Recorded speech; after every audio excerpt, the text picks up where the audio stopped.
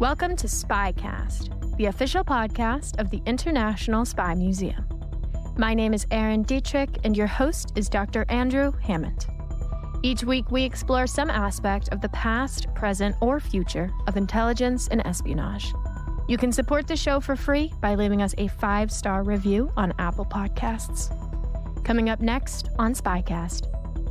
It's like decades of research that is exposing the nest of spies in the UK, in the US, in Australia.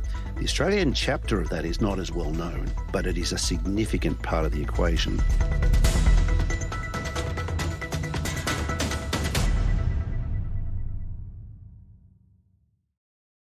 This week's guests are John Blaxland and Clare Birgin, co-authors of the new book, Revealing Secrets, An Unofficial History of Australian Signals Intelligence and the Advent of Cyber. You may remember John from a previous episode of SpyCast this year. He's a professor of international security and intelligence studies at the Australian National University. And Clare, an ANU alumni, is a former Australian diplomat who served as ambassador in Serbia, Hungary, and Romania, among others. In this episode, the trio discuss the importance of signals intelligence, codebreaking in Australian intelligence, Australia's role in World War II and the Cold War, and the advent and evolution of cyber. The original podcast on intelligence since 2006, we are SpyCast. Now sit back, relax, and enjoy the show. Okay, well, thanks ever so much for coming into the studio to speak to me. I'm really looking forward to speaking to you both about your book. Oh, thank you. Good to be with you, Andrew. I thought a good place to start, just for the people out there that don't know what SIGINT is, or they hear people talking about it, signals intelligence, sounds cool, what is it? Just give our listeners a couple of sentences on it for people that are not in this business. It's eavesdropping. It's listening into conversations. Historically, that's been with analog radio signals, and telegraphy. Increasingly over time, it's about digital communications interception and listening into conversations to which the listener is not the intended recipient. So there's an interception part to this, right? You intercept information. Yep. Or try to stop interception. So the motto of the Australian Signals Directorate in Australia is to reveal their secrets and protect our own. So there's a sword and a shield dimension to SIGINT, where you're looking to ensure that your own communication security is tight and that your ability to eavesdrop is better than your adversary or your target's ability to protect themselves. And there's a whole bunch that I want to unpack. But for the book, there's a quote in there from a former foreign minister. And he said that signals intelligence is Australia's most consistently productive form of intelligence. What did he mean by that, and why is that so? One reason is that it's intelligence which is untouched. If you have a transcript of what somebody has said, it's not somebody else's interpretation of it. Another reason is it's consistent. If you have a consistent flow of signals intelligence, you can actually discern a particular trend. It wasn't just Australia's most consistent form of intelligence. It was probably the most productive form of intelligence in the Second World War and during the Cold War as well. So there's the converse, the flip side, if you like, Andrew, is that a clever target will have a good sense of your ability to intercept or eavesdrop and may well put out some spurious information in the hope that you are listening and that you believe misinformation.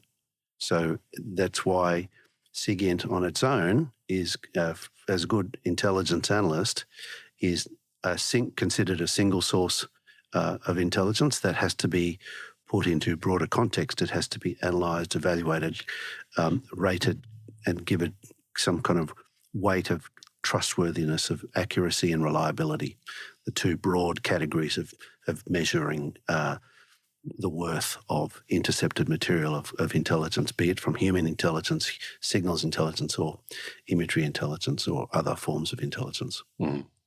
And I mean, it could be a form of confirmation bias, but John Ferris in his book on GCHQ, which is similar to yours, but and for an the UK. inspiration to our work, by the way.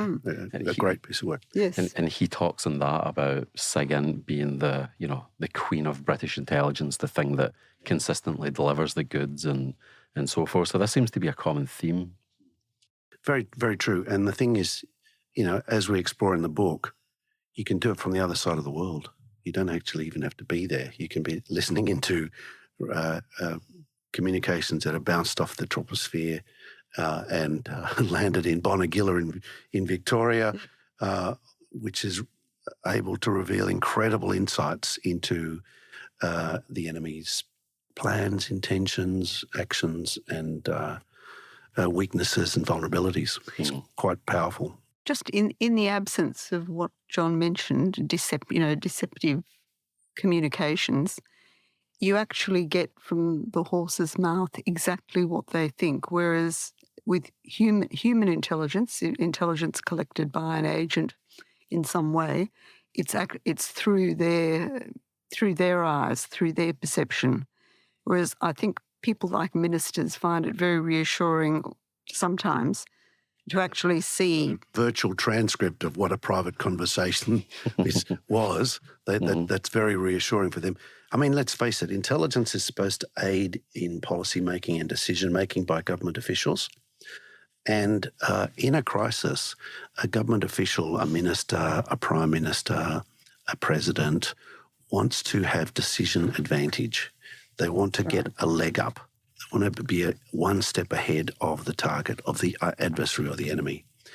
And if they feel they've got an insight that is giving them that advantage, then that is very, very fruitful and constructive in terms of sending the signal back to the intelligence collection agency that they're on the money, that they're doing the right thing. Perhaps the best example I can think of at the moment is the Zimmerman telegram, which is one reason why the United States entered the war. Which gets a good coverage. It does. And the leaders of the United States were quite sceptical and were not keen to enter the war at that stage.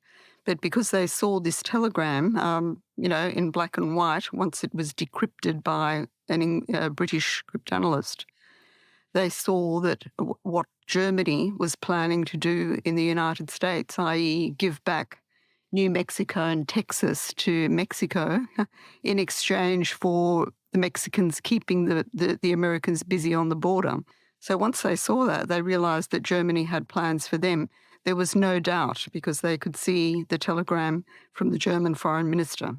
Carefully managed by the Brits, of course, to make sure that they didn't give away their own MO. Mm-hmm. Oh, yes, they're very, absolutely. Yeah, That's quite an interesting example there.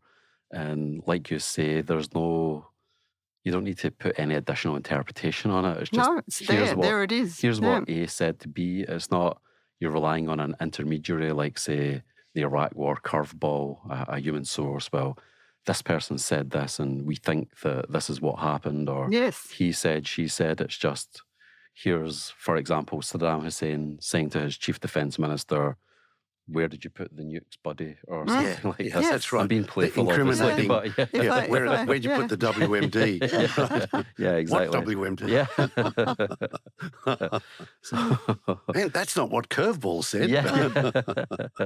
So that's quite powerful and interesting. And just very briefly before we move on, when you were speaking there, Clare, it made me think, as you were an ambassador to several countries, could you just tell our listeners which countries you were an ambassador to, and of course you worked in many more, to tell us about your experience of walking in the world of intelligence? If I could just start maybe a little bit from the beginning, because my first experience of it was in Warsaw, where I was just before the collapse of communism, which, in my opinion, began with the round table talks in Warsaw, not the Berlin Wall.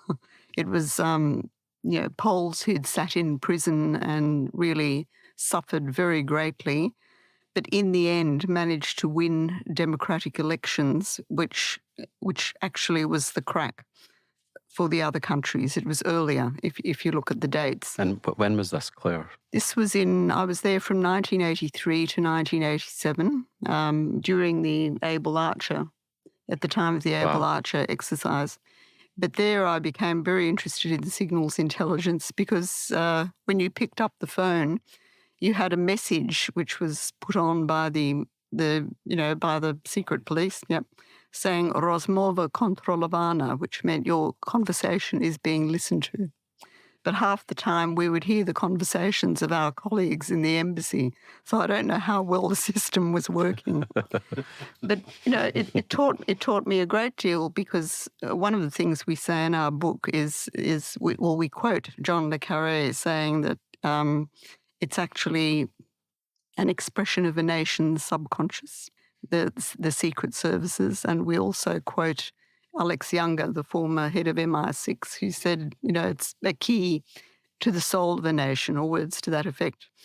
But the secret police in Poland, their hearts weren't in it, and therefore they didn't do a particularly good job. And I think half the time it was deliberate. But then I went to Moscow, where it was a very different situation. One did have to be careful. One had the sense of being followed. And the KGB there attracted very talented people. So it was, again, an expression of the soul of the nation. You would get people who were quite nationalistic and patriotic in their point of view, who would join, compete to join the KGB. It was a good job. So I learned quite a lot during that period. And obviously we'd go to great lengths not to be overheard, putting on music, running water. I once had a hilarious visit to Moldova where I was complaining to my late husband that I couldn't find my key, and I opened the hotel room door and found 3 men with very short hair scrabbling around, searching the stairs for my key. So, they'd actually, They knew you were looking for it. Yes. So, very, very interesting experiences then. What years was it that you were in Moscow, Clare? Just at the time of the collapse of the Soviet Union. I actually heard the tanks come in, and it was the time when Gorbachev was kidnapped and Yeltsin was taking over. Wow. That must have been an incredible time to be there. Yes, it was. It was really amazing, and really showed one was extremely conscious of the importance of those things because it was a very tense time. And certainly we were aware of being listened to. We were keen to obviously understand as much about the situation around us as possible, and intelligence was most important for that. And I was just thinking, tell me if you think this is a terrible analogy, but when you were talking about signals intelligence, to me, it seems almost like a game of American football where you're trying to advance the ball down the field and you have deception strategies, you try to mislead the opponent. But the difference is with SIGINT, there's no auditory or physical or visual feedback. You're just trying to get the ball from one end of the field to the other without the other side intercepting it. And you devise a series of strategies to stop. Very interesting. That's very clever. To stop the deception, but you never get the cues. You may think it's still safe, but actually it's been intercepted. But you have to go through all of these different things just to try to protect the information. Do you think there's something to that, or am I just getting carried away? Oh, it's a good metaphor. It's a good metaphor. Away. No, it's very good. We in the course we teach honeypots and overcoats, Australian intelligence in the world. We use the metaphor from the movie Bull Durham. We're talking about what's the essence of baseball. You throw the ball, you hit the ball, you catch the ball. That's what it's about, right? But of course, it's a lot more than that. And SIGINT and the intelligence enterprise is a bit like that. You get direction, you collect information, you report it, and you collect it, you analyze it, you report it. But that process is much more complicated than those simple set of 4 words. And it gets back to what we were saying before about the sword and the shield dimension of the enterprise. You're looking to protect your sources, your communication security. And of course, in the digital era, that's become an industrial task, an industrial scale task.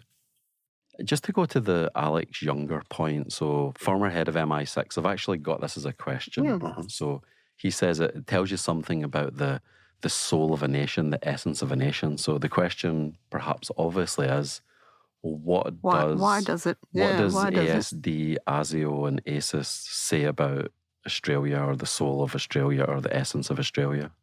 That's a good question.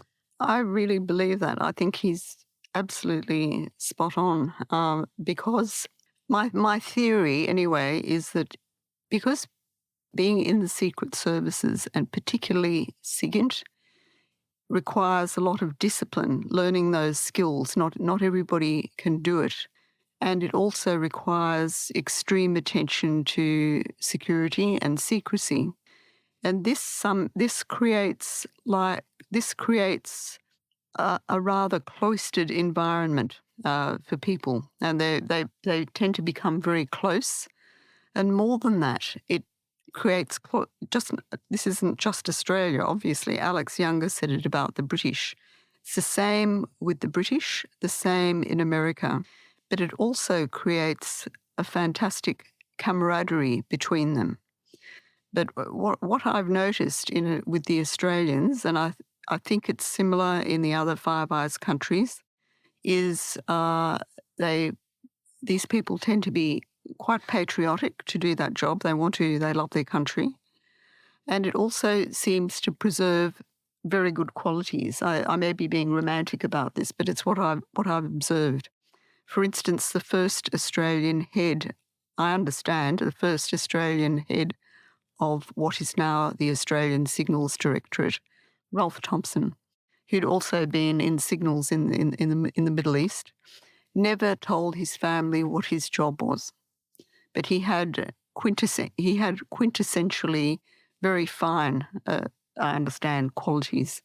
And this is it's my observation, but I think it's really true. I don't know whether you'd agree with that, John. Yeah, I've got a slightly different take on the question. I think much of what we have in our national intelligence enterprise or national intelligence community in Australia has reverberations of 1942, the kind of existential moment when Australia was physically under threat and bombed and attacked in Sydney Harbour, Darwin, Townsville, etc. And the Battle of the Coral Sea was fought to prevent the Japanese from capturing Port Moresby.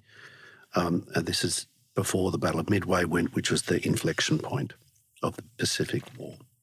In that moment, we see, and we talk about this in detail in the book, which is one of the reasons why we explore the early antecedents of British and American SIGINT, because they come together in 1942 in Central Bureau and the Fleet Radio Unit Melbourne.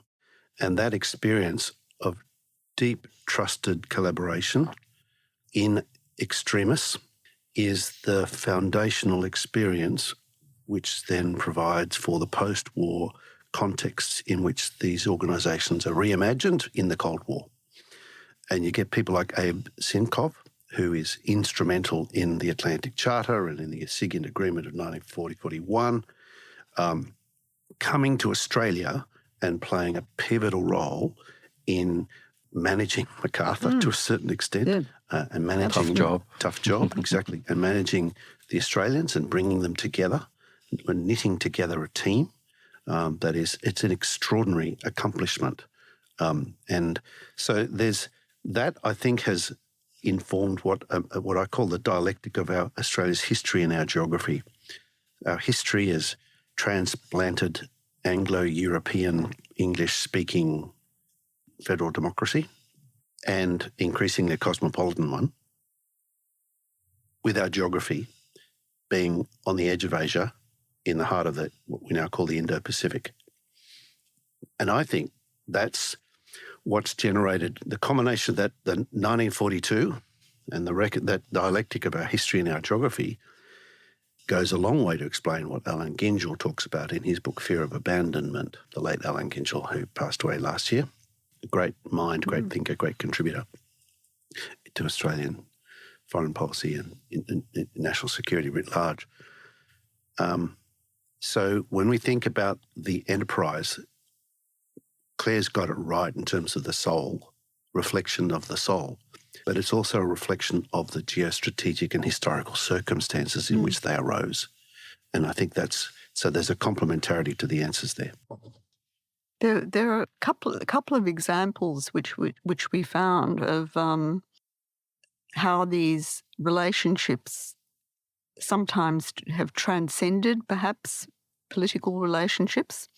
For example, I think it's in John Ferris mentions that during the Suez Crisis, exchanges of intelligence still went on despite the fact that political relations were at an all-time low, between the NSA and GCHQ, exchanges continued, and according to another source, when we were actually cut off from all classified information, oddly enough, it was SIGINT that the SIGINT exchanges still continued, according to one of our sources anyway.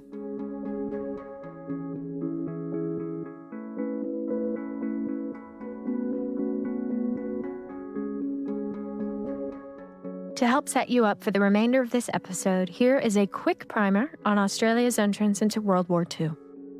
On September 3rd, 1939, Great Britain declared war on Nazi Germany. The same day, the Australian Prime Minister made the following announcement.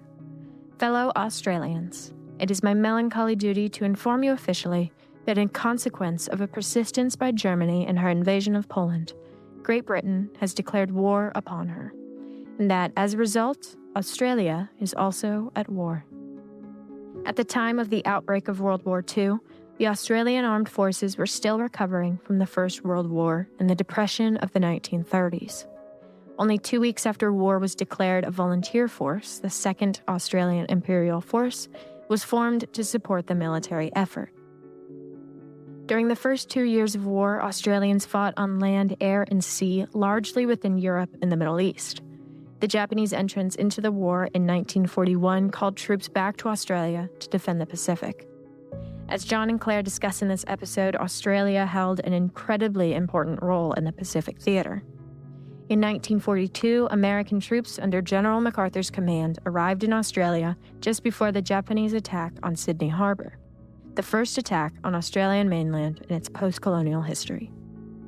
By the end of the war, almost 1 million Australians served across the Pacific Theater, the European Theater, and the North African Campaign.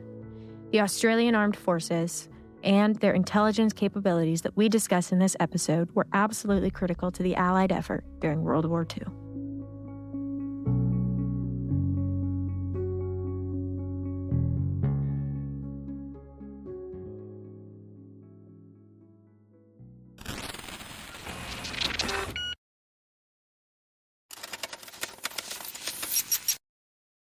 And so when we're talking about Australian SIGINT, can you just tell our listeners a little bit more what we're talking about? Because we're not just talking about the Australian Signals Directorate. Can you just give us a broader understanding of the various players in this space?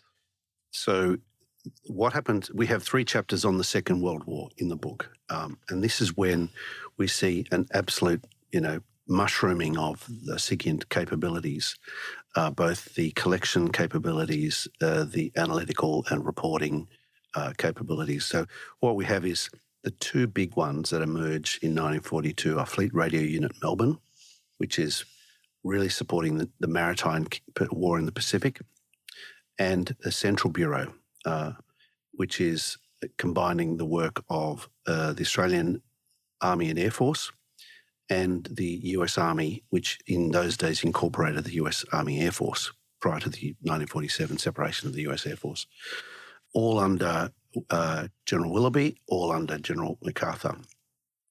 And Australia basically worked collaboratively in that space with them. So you have that. Then you have the diplomatic special section, or D special section as it was known, looking at diplomatic communications and revealing some of the most fascinating cables from Japanese diplomats reporting back to Tokyo about things like the Adel-Klassen coup attempt against Hitler in 1944. Revelations to the Allies, but picked up in Bonegilla in Victoria because you couldn't pick it up in London or somewhere in North America, but you could in the way the HF signals bounced off the troposphere. They landed beautifully in Bonegilla in northern Victoria, the state of Victoria in Australia.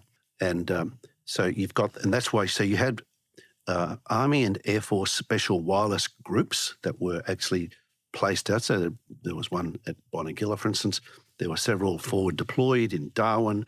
The Canadians sent one. The Canadian Special Wireless Group sent to operate in Darwin in 1945. The Royal Australian Air Force has several of them as well in Northern Australia and then in Papua New Guinea, and then elements of them go forward with MacArthur into the Philippines.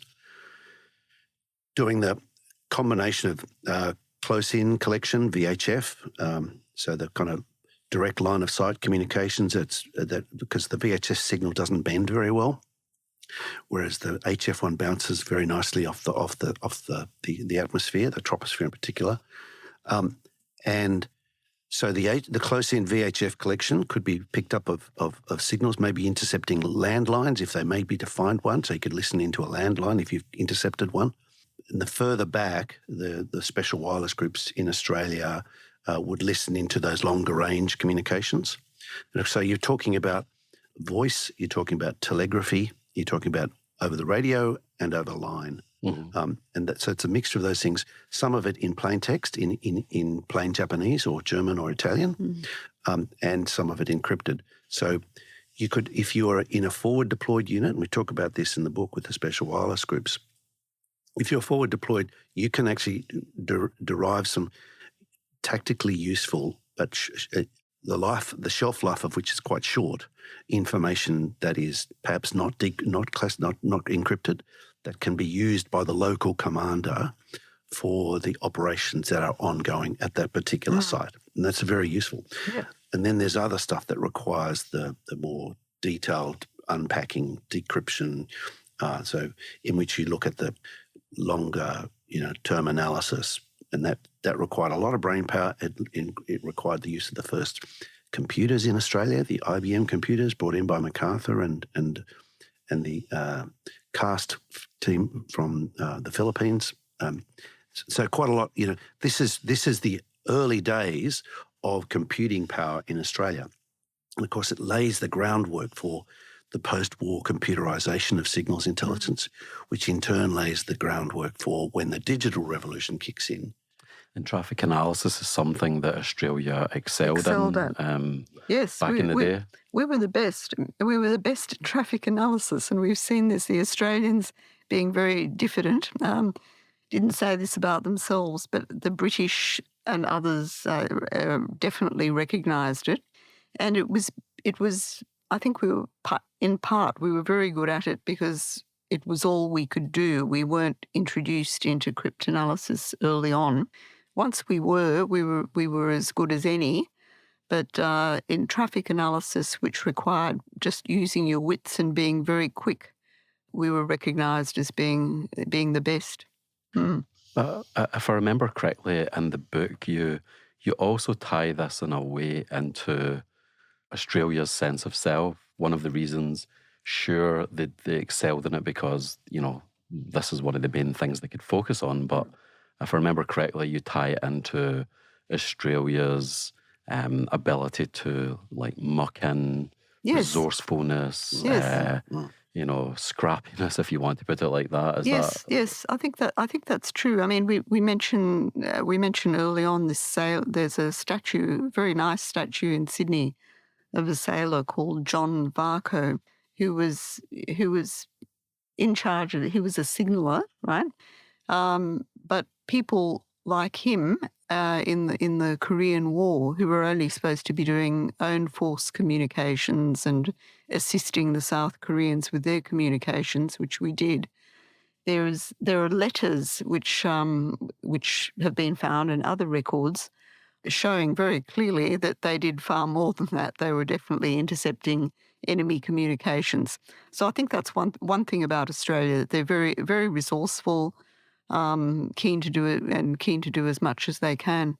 I'm just curious, for our listeners that are a bit rusty on the war in the South Pacific, the Indo-Pacific region, how much was Australia used as a place to project American military force from? So like in Britain, it's a listening outpost in some respects, but then it's also used as a place to build up material so that it can be projected into Europe. Is this the case in the island hopping campaign? And certainly.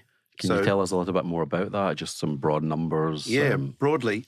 So the 1st Marine Division, which is reconstituted in Melbourne after the Battle of Guadalcanal in Honiara, it's Solomon Islands. The Solomon Islands being the main effort from the Japanese to try and isolate Australia in early to mid 1942. And Australia found itself the breadbasket for the Pacific War, supplying a lot in the Lend-Lease arrangement. So Australia actually did quite a lot of manufacturing of munitions and stuff, but also particularly food that supplied the Allies, and particularly the US forces operating in the Pacific. But the other thing which has got relevance today, which people had kind of overlooked, is that Cockburn Sound, which is this kind of big a body of water just south of Fremantle, where the Australian submarines are now based, was the biggest submarine base in the Indian Ocean and one of the biggest in the whole of the Indo-Pacific region across all of the Pacific and Indian theatres, where at the height of the war there were 170 Allied submarines operating from, and they were then able to go up north into the various straits, Malacca, Sunda, Weita, Lombok, etc., and interdict Japanese shipping. My late great colleague Des Ball talked about Australia being a suitable piece of real estate, and certainly it became very much that with Pine Gap, which we talk about in the book as well. But at the height of the Second World War, it's also a suitable piece of real estate for MacArthur's campaign up to recover the Philippines, for the maritime campaign to interdict Japanese shipping, and for the reinforcement and resupply and refreshment and rehabilitation of maritime forces operating through the island chain as well. And because much of the history is written from a British or American perspective, the Australian angle tends to get overlooked, and it was deeply consequential. That's why I'm trying to bring it out. Yeah, it's very good. Thank you, Andrew. And were American armies billeted there for any period of time? When people think of the war movies. No, that's right. So there were a lot of Americans. As I say, the 1st Marine Division's reconstituted in Melbourne. I'd spent some time with the Marines a few years ago on a deployment, and they pulled into Darwin. I was on a ship called USS Boxer, an amphibious ship, and they played Waltzing Matilda. And I was like, wow, this is pretty amazing. And of course, what I came to realise is that Waltzing Matilda is the song of the 1st Marine Division, which has on their badge the Southern Cross. Right? Why? Because of that formative experience in Australia. Several of them took wives back with them, after the war. It kept relationships going and took many of them. But with the US Army under MacArthur, its presence was much greater. And as the war continued, Queensland, Brisbane, the Atherton Tablelands became the kind of training ground, the prep force locations, and billeting of tens of thousands of American soldiers, which overwhelmingly were welcomed, but for the occasional jealous Australian soldier, proved a little bit problematic. Yep. And this led to the moment which was kind of captioned as the Battle of Brisbane, which is really just a stoush on the streets between drunken Australians and drunken Americans over, what they called oversexed, overpaid, and over here. Right? And they were better paid than the Australians, and so they could afford more things. They had more things to offer, and of course there was something, and it's interesting dynamic at work between North Americans and Australians. Australians really like that accent. Australian women tend to like the North American twang, if I can put it that way, and conversely, Australians tend to like the Australian men tend to like it in North American women. I happen to have married a Canadian, so I'm an anecdotal illustration of this phenomenon at work. It's a bit. It's like I think it was in 1908 the Great White Fleet came to Australia, and apparently it very warmly welcomed. And apparently quite a number of them stayed. They had such a good time. It was party after party. So, as John said, people tend to get on very well. And it's worth remembering that we weren't actually a US ally in the Second World War. We were coalition partners. And so when the war ended, MacArthur went north to Japan and really has kind of walked away from Australia. And there was an expectation that we would then go back to the Brits. And to be fair, the Brits were very helpful as the war concluded. And for the early days of the creation of Australia's then Defence Signals Bureau, in the absence of that cryptanalytic component that the Americans brought to Central Bureau, the Brits helped regenerate that with an Australian flavour. So we had for several years, throughout the 1950s, Brits playing pivotal role. The first director of the Defence Signals Bureau, Teddy Poulden, is a Brit who was in Ceylon with the Wireless Experimental Centre there, sent over as a trusted agent to help integrate British expertise, cryptographic expertise, help DSB as it was then, Defence Signals Bureau, became Australian Signals Directorate now, and help them get on their feet to fill that technological gap that the departure of the United States had created.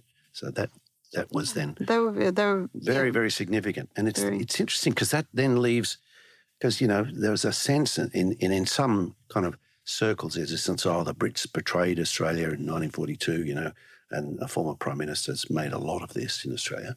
But what was Britain to do in late 1941? Its back was against the wall. It still sent out two of its most significant warships, the Prince of Wales and Repulse, and an aircraft carrier that was broken down in Sri Lanka or Ceylon. It had multiple divisions. It had a big stake in what's happening.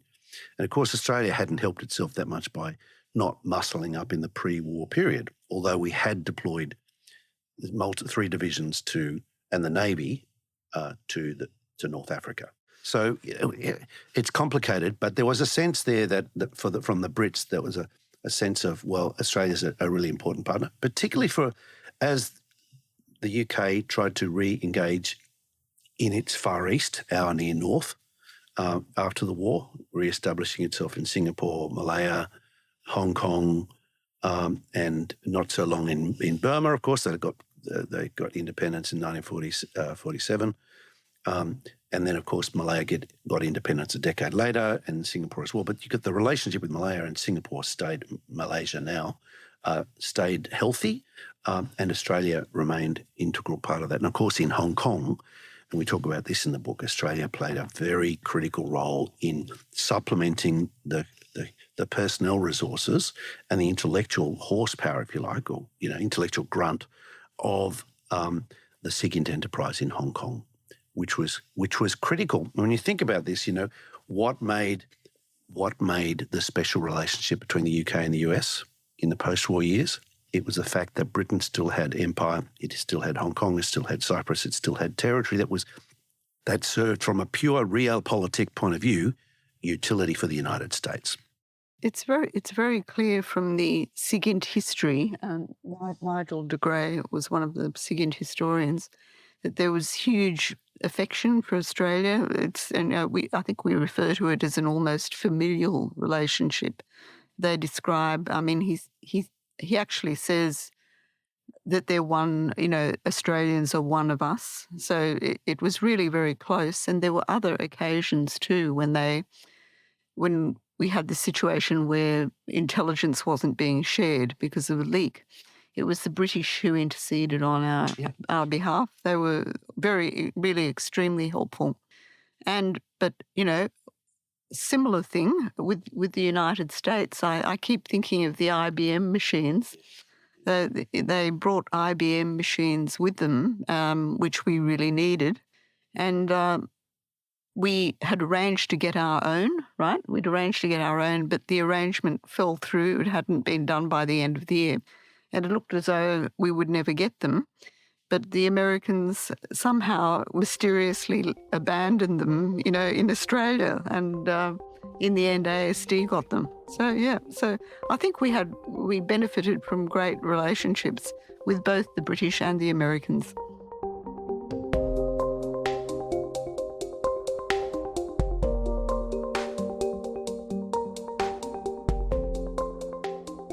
Throughout this episode, Andrew, Clare, and John have spoken about Australia's relationship with the UK and America. For those like me who might be a bit rusty on Australian history, here's a quick interlude on the Australian Federation and Australian independence. Prior to 1901, Australia was just the name of a large continent comprised of 6 different British colonies. These colonies, settled on Indigenous, Aboriginal, and Torres Strait Islander land, have their origins in the late 18th century. Following American independence in 1783, the UK sent the first fleet to Australia to establish a penal colony in New South Wales. If you've ever bought a bottle of the Australian wine 19 Crimes, which is very good, by the way, you'll know that many of the first Australian colonists were criminals sent down under by the British in an attempt to alleviate the overcrowding of Victorian prisons. Indeed, the first fleet dropped off 736 British convicts, both men and women. Colonists also included willing immigrants, and as the population grew, more colonies were established, eventually dividing the continent into 6, now states today, that operated independently with their own leaders and own sets of laws.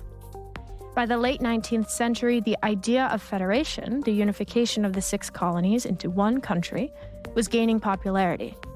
Much like the early United States, a series of constitutional conventions took place, with representatives from each colony to draft a new constitution.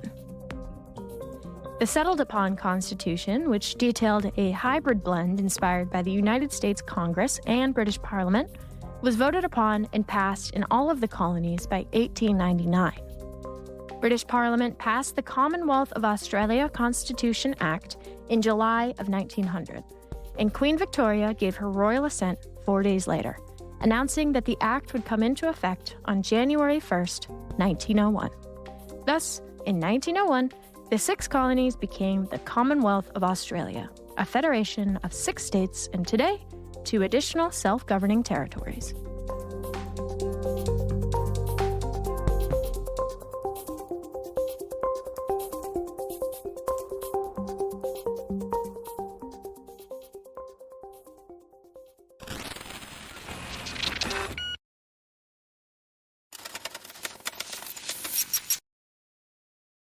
So in your book, you have a nice narrative arc of World War I, the interwar period, World War II. We don't have time to cover all of that, unfortunately. People can obviously go and buy the book. Yeah. But I think it would be quite interesting at this point to just discuss a couple of figures from World War II. So we've discussed various parts of the Second World War. But I'm thinking in the US, you have Joe Rochefort for the Navy, you have the Freedmans for the Army, you have the nascent World War I, Herbert Yardley, the Black Chamber. Then in the UK, you have Room 40, Dilly Knox, Alan Turing. But a lot of our listeners won't have heard of a couple of important Australians like Eric Nave and Ruby Boyd Jones. So maybe you could discuss both of them. I think that would be quite interesting. Well, the Coast Watchers were very interesting. They obviously had a function reporting on bad weather, things like, just what was happening and so on. But they're most... So they would be based on islands and they would report... on islands, remote areas, and, yes. In the Pacific. Strategically in the Pacific. And she was on an island called Vanikoro where the French explorer La Pérouse was probably shipwrecked because the island had very dangerous reefs around it. Anyway, she was there with her husband. She reported on, meteorological matters and taught herself Morse code. But during the war, she became a coast watcher as well. These people provided cover for SIGINT. When SIGINT picked up that there were enemy planes coming, they could say that, the coast watchers must have seen it if they were flying in that direction. So it was very, very important cover. But she was particularly good at it. She was very resourceful. But the Japanese knew exactly what she was doing, and she received death threats. And on one occasion, they came to get her and couldn't because of the reef surrounding the island where La Pérouse apparently came to grief. But she was recognised by the Americans for her work, warning messages. She transmitted secret messages as well. And one of them, I think it was Nimitz, sent a plane when she became ill so that she could get hospital treatment. And there's, I think, a bath block or something named after her at Duntroon, some sort of a dormitory. So she was quite an amazing figure. And Eric Nave was probably even more remarkable because he was really Australia's world famous code breaker. He was brilliant at it. He was also an expert on Japan, which is, people don't say enough about that. He taught himself Japanese from scratch and became very gifted. He had lessons. I think and he lived in Japan for a while too. And he lived there. He lived there for a year, and actually knew a lot about Japan and Japanese politics, so that he was able to decrypt a very important cable on, it was called the Washington ratio. Why Japan was satisfied with a naval ratio of 3 to 5, because From the Washington Treaty, 1921. Because Japan had worked out that by the time the US ships had crossed the Pacific, they'd be exhausted, running out of fuel, etc. It was just really a terrific exposure of how the Japanese were thinking, and he understood it. He understood the Bushido code. So it really made him a fantastic code breaker. And, he actually set up he led that organisation in Australia. And he was instrumental in breaking JN-25, a critical Japanese naval code as well. Yeah. For Ruby Boy Jones, can we just unpack, for example, some of the contributions that they made to the Battle of the Coral Sea, Midway, Guadalcanal, which you mentioned in the book? So just give our listeners a flavour of how Australians impacted those battles. The Coast Watcher organisation, they're scattered. These are people who'd been there in the interwar years. They've got plantations, they've got farms, they're invested in agricultural enterprises in the islands, and their skills are, and they often would have their own radio just to, order in something for the next barge that was going to come by, and for the supplies for the next month and things like that. And of course, those radios would then become incredibly useful for reporting in wartime.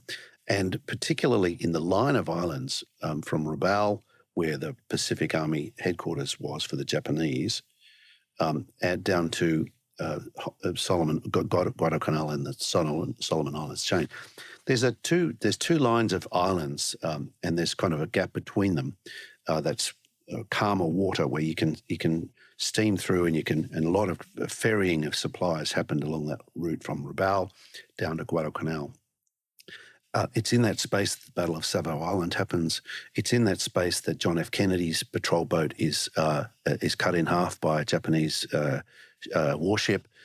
It's in that space that there are a lot of coast watchers who are working with the local people, Pacific Islanders, and then reporting and collaborating and rescuing JFK and working with the allies, the Americans and Australians. So there's enormous goodwill in that space.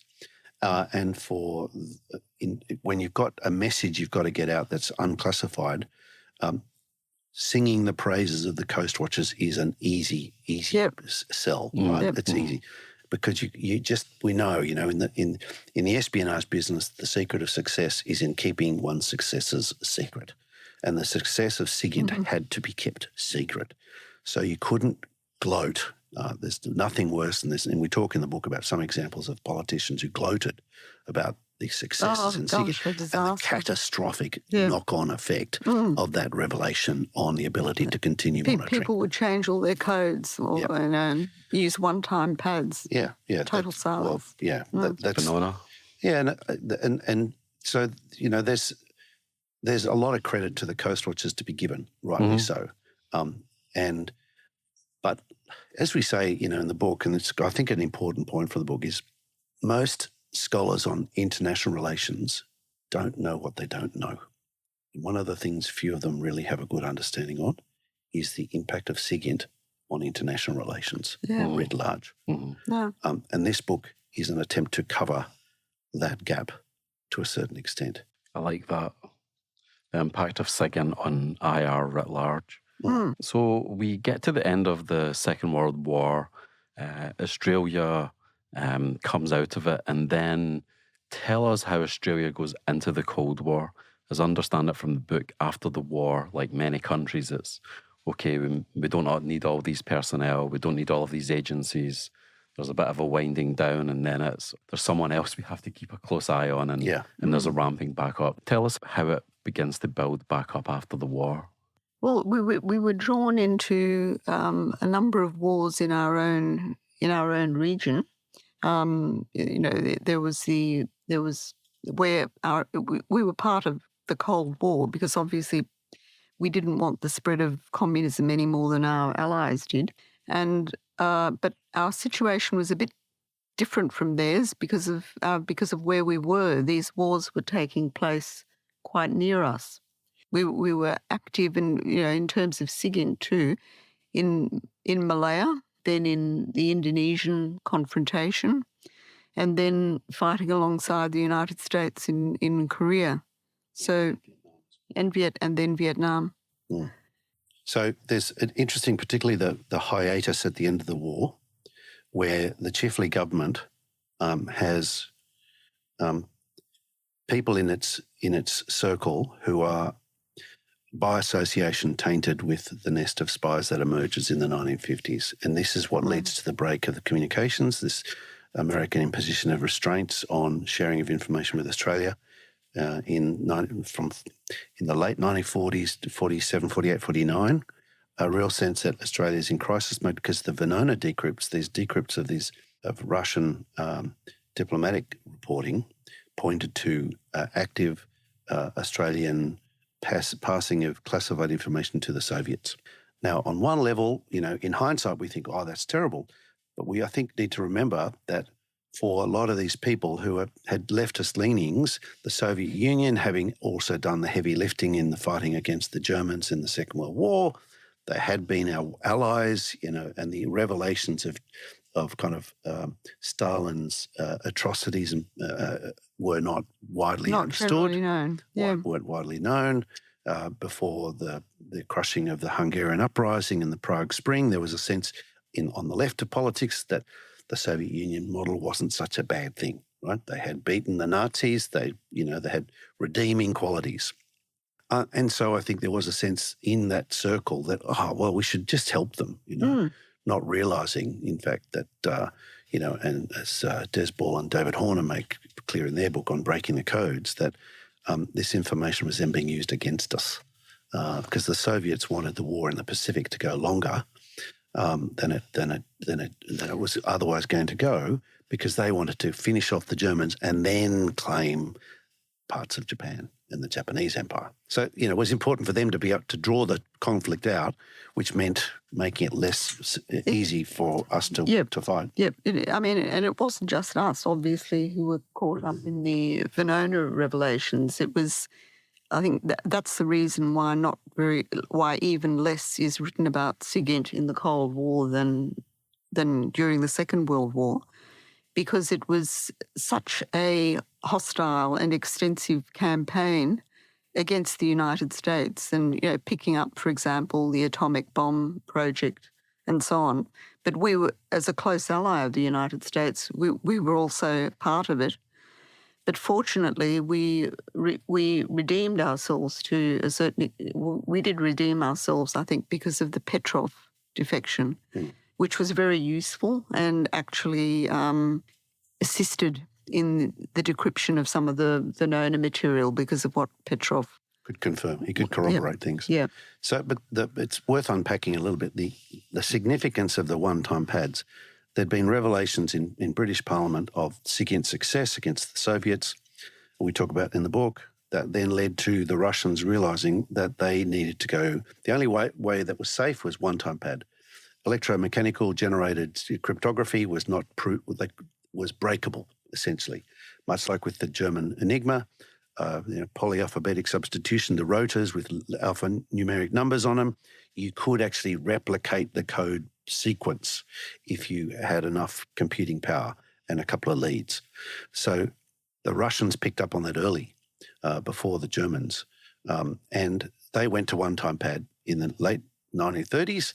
But when it came to the start of when the Nazis invaded, they evidently had a challenge in keeping a supply of one-time pads. They made duplicates, and for a period that the duplicate pads provided a slight crack in the window for some light to pass through to allow cryptographers to unpick the Russian code. And it is, the Venona project goes from the mid-1940s through till 1980. It's like decades of research that is exposing, the nest of spies in the UK, in the US, in Australia. The Australian chapter of that is not as well known in the Northern Hemisphere, but it is a significant part of the equation. And breaking that nest of spies and the significance of Venona to that, it goes a long way to explain how post the Royal Commission on Espionage, the Petrov defection, Australia is really rehabilitated in terms of the Five Eyes partnership. I think Venona is really interesting for a number of reasons, but one thing that I was wondering was if Venona uncovers that America has a spy problem, there's people inside the Manhattan Project, for example, that are spying for the Soviet Union.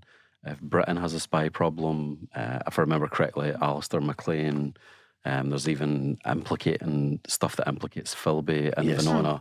So why is Australia iced out if both of those countries have their own issues with internal security? I'm trying to understand. I hear what you're saying about the unwitting aspect. They're our allies, we're trying to help them, but I'm assuming that there's also a witting aspect where there's actual people that are penetration agents or moles that are passing information over.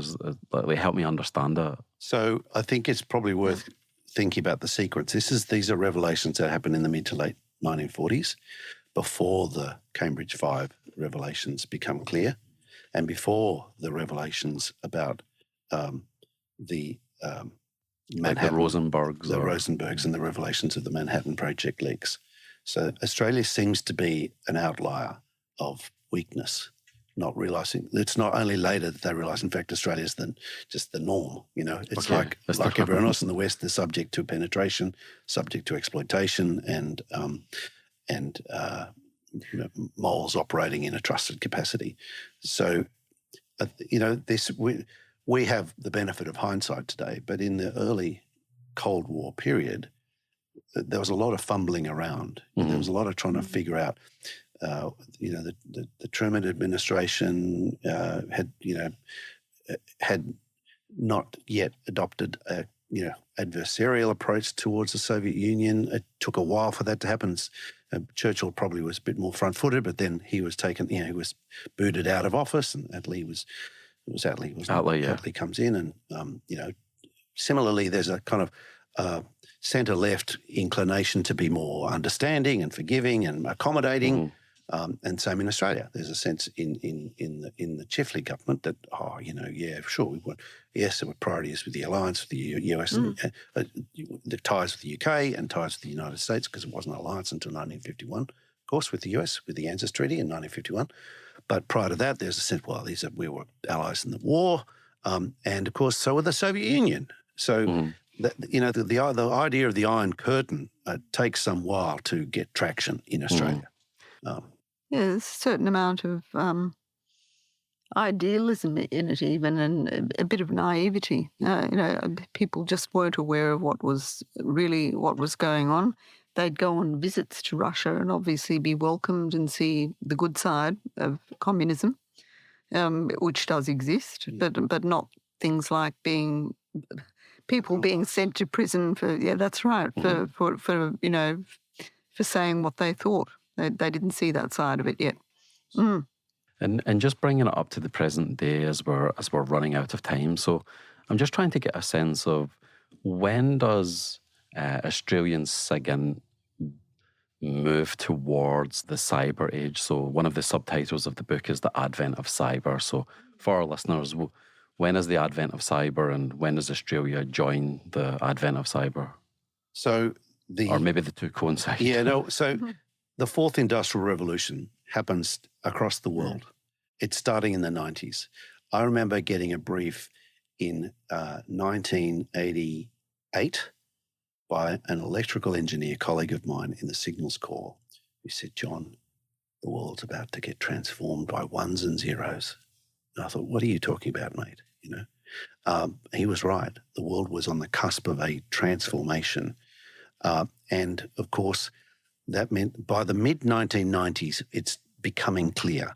We've got the internet emerges, which is all about communications with digital communications globally with ones and zeros, some kind of permutations of ones and zeros. Of course, laptops, computers, these things all add to the momentum for the digitalization of the world, which in the SIGINT enterprise generates an existential crisis, because SIGINT has for the longest time relied on analog signals communications, right? Radio frequency emanations and stuff passed on telegraph lines. The digital revolution, OMG, what are we going to do? How are we going to manage this challenge? And there's a great, sense of, well, maybe our days are over. Of course, what they hadn't quite realised in this, by the mid-90s to the late 90s, there's a sense of, oh no, this is a Copernican revolution taking place here. We are going through an absolute transformation. So this once very secretive organisation whose very title was meant to deflect attention. I mean, the Defence Signals Bureau was not the AT&T or the Telstra of Australia. It was an eavesdropping organisation, but its title was meant to hide that fact. By the late 90s into the early 2000s, the cyber dimension, this need for cyber security, becomes all-encompassing. The government needs it, departments, industry needs it, schools, education, society needs. We need patches, we need security, and all of a sudden, ASD, or then DSD, is pushed to the forefront, like in other countries, in GCHQ in the UK and NSA in the US and counterparts around the world. These hoodie-wearing, basement-dwelling, introverted geeks are pushed to the front to help us protect ourselves, right? So they have to develop a shop front, a website. There's this, say, Australian Cyber Security Centre with its Essential 8, getting out there with a message about, hey, this is a team effort, folks, but we are the experts to help you get there. And that's that computing hearth from the electromechanical era of the IBMs of World War II to the Cray computers of the 1970s to the IBMs and HPEs of today, Hewlett-Packard Enterprise. They're the supercomputers of today that are generating the space for quantum, and this is generating, of course, the next wave of challenge. What do we do with quantum? Of course, this is a particular challenge for the future. And of course, the best people, in my estimation, the best people for this to help us think this through are our SIGINT experts.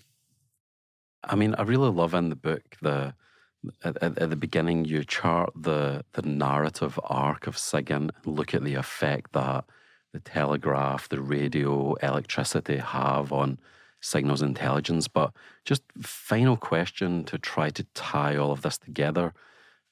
What connects people waving flags on ships, the signal book for ships of war, 1790, Admiral Howe, 10 flags have 9,999 possible meanings. What connects that ships using flags to the modern era of cyber and computers and so forth? I think it's communications when people want to communicate. It's a very important thing. But also understanding, the link is understanding others. And that can be in order to protect yourself, or to become closer to a particular country. And this was what, one of my favourite characters in the book is Eric Nave, whom I mentioned before, because I think that what he probably loved most about his job is that it enabled him to understand Japan, where he was an expert, better. So what it goes to is deep understanding, very efficient communications, and deep understanding either for the purpose of protecting yourself or sometimes, or to get secrets from someone else, from an opponent. But basically, deeper understanding than you could get by any other means. I know I'd just add that communication was to generate effects.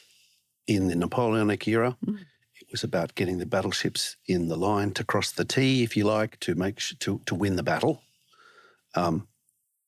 Today, it's about gaining an information advantage to ensure that our forces are best protected and any potential adversary is put into a disadvantageous position so their T is crossed, metaphorically. Which brings us full circle. We get back to the sword and the shield aspect. Indeed. Protect your own secrets and steal the other person's. Yeah, reveal theirs. Well, thanks ever so much. Thank you.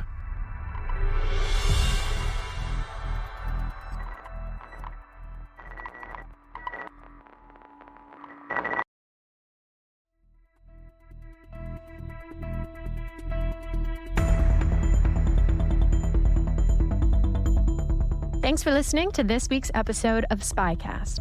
Please follow us on Apple, Spotify, or wherever you get your podcasts.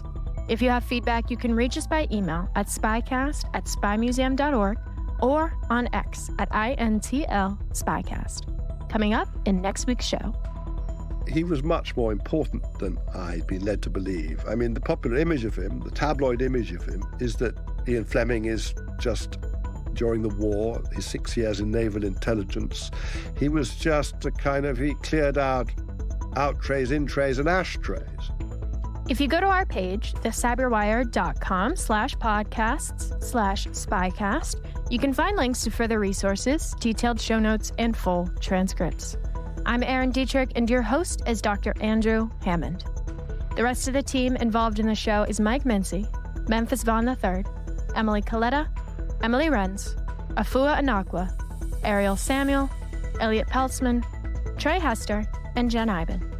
This show is brought to you from the home of the world's preeminent collection of intelligence and espionage-related artifacts, the International Spy Museum.